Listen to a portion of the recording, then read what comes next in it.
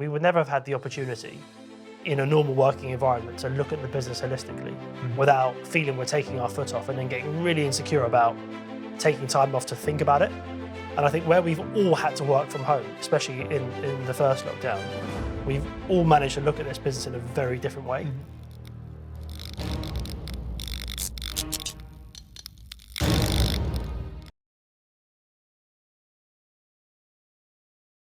And I think we'll look back in 5 years' time, and I think this was such an important year for us where we made some really tough and critical decisions where if we look back sort of prior to COVID, we never would have made those decisions. Yeah. And I think we never would have spent the money we're spending on tech, or we never would have hired the amount of resource we have in compliance or settlements or banking or hiring people that can help us in ways that we never thought we needed help in. Yeah.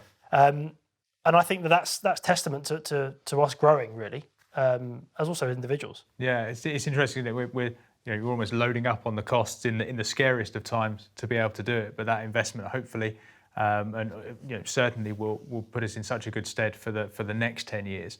And I guess without giving away too much in the way of trade secrets, what do you see for the next 10 years? Oh, good question. I think the market's evolving.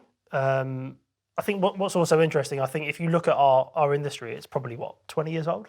Some of the first players are probably only 20 years old, 25 maybe. But the people within our industry are also maturing. So the market's becoming much more mature. We've seen a lot of consolidation. There's been some IPOs. There's been a lot of PE-backed deals. But we still remain truly independent. And I think that's what really gives us an edge. So we don't have shareholders or a share price that we have to sort of keep up high and maintain. If we have a bad quarter or a bad month, it's not the end of the world. So I think that really gives us an edge.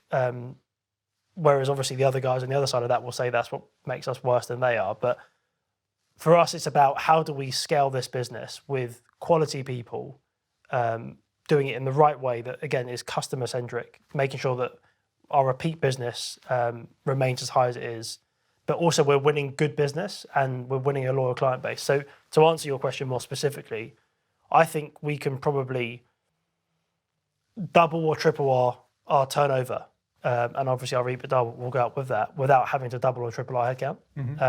And I think we can do that in a way that, again, through the investment in technology and infrastructure, we're able to do that. And I think the most exciting part is we've got a really good core of people who have been with us since almost the beginning.